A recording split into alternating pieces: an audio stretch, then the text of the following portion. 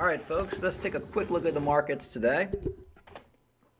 Saturday, July 16th, 2022, and Bitcoin's on a little bit of a pump today. We got Bitcoin coming in at 21,300, Ethereum at almost 1,400 for Ethereum. Ethereum's pumping pretty good today.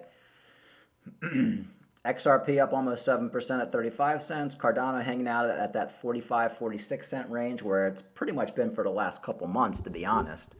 Solana pushing $40, and of course Polymatic at 73 cents. Man, I wish I bought some Polymatic a couple weeks ago at 35 cents. I really messed up on that one. The next pullback on Matic, I'm buying some. So basically it looks like with Polymatic, they had some sort of a, I guess Disney is going to be using Matic to develop their NFTs. So that pretty much caused a pump, but Polymatic was pumping before that. I think they picked a few other cryptocurrencies as well to use. See, the Ethereum scaling tool is one of 6 companies selected by the media and entertainment giant to be part of its program to develop AR, NFTs, and AI experiences. Yeah, I mean, you know, I always said Polymatic will probably be $10 to $20 the next bull run, but I really thought I'd be able to get it for a little bit cheaper. But right now I'm looking at 50 cents. I mean, I'm not going to buy it where it is right now. I'm just not going to do it, even though it will probably go a lot higher. I'm just too stubborn. So that's pretty much it for that. I do think Cardano is a good price now at 45. I'm looking to get it for 38, which I do think we will get Cardano at 38 cents. But this is pretty much where Cardano's been for a long time. So not bad buy levels for Cardano. Michael Saylor came out and basically, you know, he decided to pick a fight with Cardano, and he said he thinks Cardano is a security, which, you know, a lot of these altcoins could end up being securities. I mean, people have been talking about altcoins being securities ever since I got into crypto. You know, you see the XRP lawsuit right now, which isn't going all that well for the SEC. So, you know, if the XRP lawsuit gets dismissed for XRP, none of these coins are going to be securities. I mean, XRP is like the definition of a security. I mean, it's just so centralized. Cardano is a decentralized blockchain. I think Cardano would probably be at the bottom of the list for the SEC out of all the coins for them to go after. Not to mention Congress had Charles Hoskinson testify, you know, before them a couple months ago. So I don't think Cardano will be a security. But one thing you have to understand about these Bitcoin maximalists like Michael Saylor, Tone Vays is one of them. You know, Michael Saylor is heavily invested in Bitcoin, almost to a point where it's probably reckless. So he's going to disparage every other coin other than Bitcoin. He wants everybody to come into Bitcoin because the future of his legacy and his company depends on it. Like, he went way, way too hard into Bitcoin, and I think it'll probably work out for him in the end, but wow, what a risk. I mean, you know, Michael Saylor, he's a gambler. He's like one of those guys you'd see at the blackjack table. I mean, I can see putting a few billion into or a few million into Bitcoin, but he pretty much just went all in, and I think it will work out for him, but highly risky. But Charles Hoskinson responded. Let's hear what he has to say, because, you know, Charles Hoskinson's a genius, and here's his response.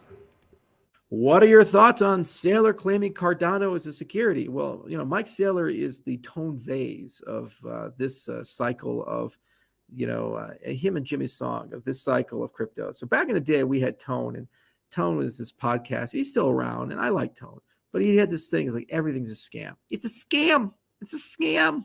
Oh, it's a scam. Oh my God, it's a scam. Everybody's scamming.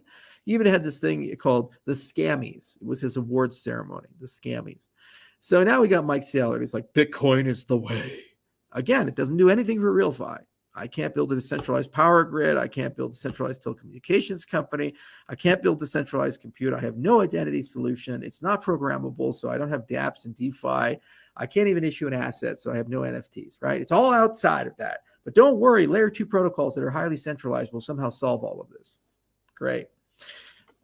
So that's great. It's the best thing ever, and it's magical, and who cares about the mining and all this? Everything else is scam, and everything else is security. Nobody controls it. It's completely decentralized, far more than Bitcoin. Has more use and utility. People buy the token not to speculate, which is the only thing they can do with Bitcoin. They buy the token to use it for stuff, I don't know, medical records and whatever the hell else they're doing. because of his real life utility. But that's a security. But the thing that only thing you can do is speculate on is not. I think Mike's head is all fucked up and screwed up. It's just one of those cases where he's dick deep, full dick in with Bitcoin, and so it's got to work. And that's pretty much what I said. I mean, a lot of these Bitcoin maximalists, they're just, the only reason they knock everything else is because they only own Bitcoin. So of course they want everything else to fail because they want everybody to come into Bitcoin. Same with Tone Vays. Tone Vays has a good judge of the market. He was great in 2017 and called the top, but he's pretty much called everything a shitcoin. And most of the stuff that Tone Vays called a scam back in 2017 or 2018, if you bought it, you'd be a millionaire right now. Like, for example, Tone Vays was telling people Cardano was a scam when it was 2 cents.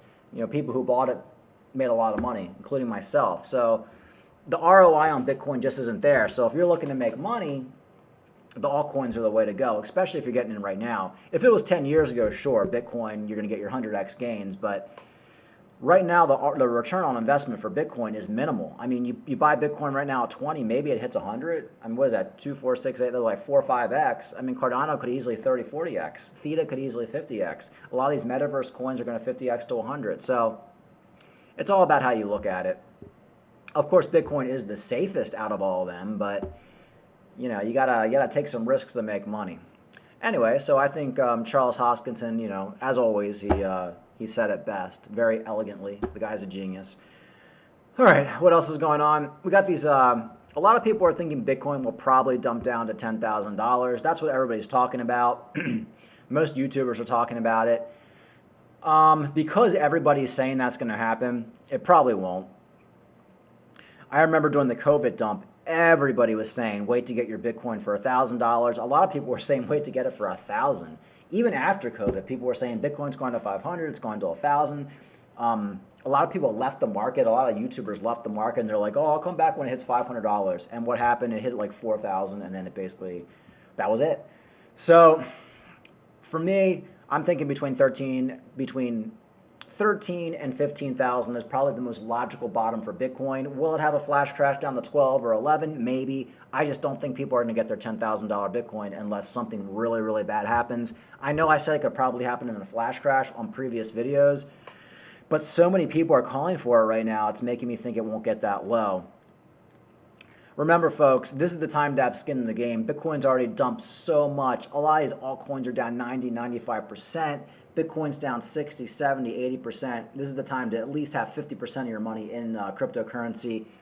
And when we dump further, basically just buy more. I mean, look right here. I mean, even Polymatic, look how quickly these things can go crazy. Polymatic was down to what, 35, 30 cents a couple weeks ago. Now it's right up to 70. When we go into a bull market, you're going to see these coins just overnight double. Overnight. You'll wake up one day, oh, Cardano's 30 cents. Oh, and you wake up the next day, it's like $1 or $2. And then it just keeps going up from there. Remember, folks, scared money don't make money. All the scared people aren't going to make a dime. I know plenty of people. I'm friends with some people who are scared money. It's just very sad to see that in 2 years, they're not going to make absolutely nothing, and I'm going to be retiring. But scared money don't make money. And not everybody can make money in investments. We all know this. If everybody was going to make $1 million in Bitcoin, there would be no market. There'd be nobody to buy your coins. There'd be nobody to buy your Cardano when you sell for $5 or $10. The idiot who bought my Cardano at $2 back a year ago, that's a newbie in the market. That's somebody who's uneducated. Now that person is probably educated. He probably learned his lesson. So what he's going to do, he's probably going to cost average and then sell to the next idiot that comes in a year or two from now. Remember, everybody always says, cryptocurrency is the greater fool. It really is. And stocks are too. But you're looking for the greater fool to buy your coins. I'm looking for somebody, I bought most of my Cardano this cycle at 38 cents and 40 cents. I'm looking for a greater fool who's willing to buy it at $5 or $10. So that's all it is, especially when you're looking at something like cryptocurrency, which is non-tangible. You can't see it, you can't hold it, there's nothing you can do with it. It's not like you bought a house for $300,000 and then it goes down to $100,000 and that sucks, but you still got a house, there's still something you can do with it, you still can make back that money, you can rent it out, you can turn it into an Airbnb. With Bitcoin or cryptocurrency, when they crash, there's nothing tangible, that's it. Once the value is gone, that's it. So that's why cryptocurrency is so risky. And but that's why it has such a good ROI. It's all speculation. Like I said, I'm not one of these people who thinks cryptocurrency is going to change the world. I don't even think Bitcoin is going to be around in 5 or 10 years. I think they'll probably get hacked, blockchain hacked, government will crack down, quantum computers. I'm just in to make money. And like I've said in my previous videos, the next bull run is when I expect to make most of my money, and then I'll probably keep 5–10% in the market, and then that'll be it for me. I'll just ride that out until it goes to zero or goes up 100x. But the opportunity to make money in crypto is not going to be around forever. I'd say this is probably the last cycle coming up in 2–3 years to make big money. So anyway, folks, that's it for the weekend. We got a little bit of a pump here, but this is just the same range Bitcoin's been in for the last couple months. What's the most likely scenario? We're probably going to get a dump. We'll probably get rejected at about $21,500 or $22,000, and then that's it. Then we're just in the same cycle. If we break $23,000, wake me up. Then we might turn bullish and get $25,000, $26,000. But my money right now is on a rejection at $22,000, and then right back to $19,000. Doesn't have to happen. It's crypto. We could go up to $30,000 tomorrow, but I don't think it's happening right now, folks.